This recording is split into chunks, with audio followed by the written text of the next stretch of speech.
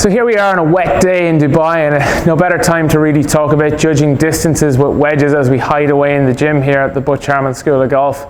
When we talk about judging wedge distances, really for me there's two key points that you have to alter. So for me it's length and loft. And the first one I'm going to tackle is loft, because that's quite simple. When I talk about loft, I really talk about the different lofts of your golf clubs. So for me, I carry a pitching wedge, a 54, a 58 degree, and a 62 degree lofted wedge. And that gives me four clear options when it comes to judging distances. From there, then I will judge the length. So for me, the length is basically how high I'm going to swing the golf club. Some people will talk about it in terms of half, 3/4 and full. Some people will talk about it in terms of a clock face, where you might say, I'll swing it to 9 o'clock or 12 o'clock or whatever it is on the backswing. And for me, I like to judge it in relation to my body. So I always think in terms of backswing, my half swing is going to be roughly hip high with the hands. And when I swing through, it'll come through slightly above hip high. As I go to my 3/4 swing, it tends to be shoulder high. And then I try and swing through to just over the shoulder on the follow through, and then I can work basically towards my full swing. So if you think about it, if I have those three different swings, hip high, shoulder high, and full swing, and I've got 4 different wedges in my bag, that basically gives me 12 different options for distance. So here I have my 54 degree. Full swing wise, I'll hit this about 110 yards, give or take.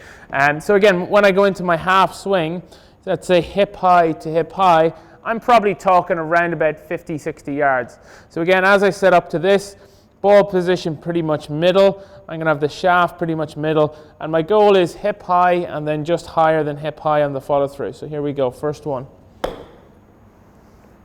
And that's a pretty nice swing there. You see a good balance to my finish. Again, as I begin to work up into the longer 3/4 type swing, I'm not really going to change speed of swing or how hard I hit it. I'm purely going to increase the length of the swing. So this would be about my 75 or 80 yard shot.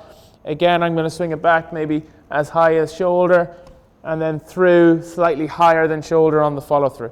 Let's give that one a try.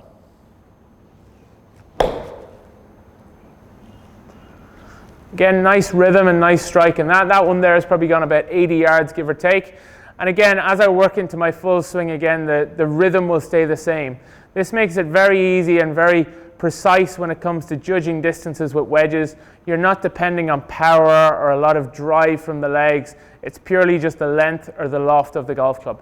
So for me, very simple. If you want to get better at distance control in your wedges, decide on what lofts you want to have in your bag, and then work out what length swings or what feel you're going to have to judge the length of your backswing and follow through when it comes to the golf course.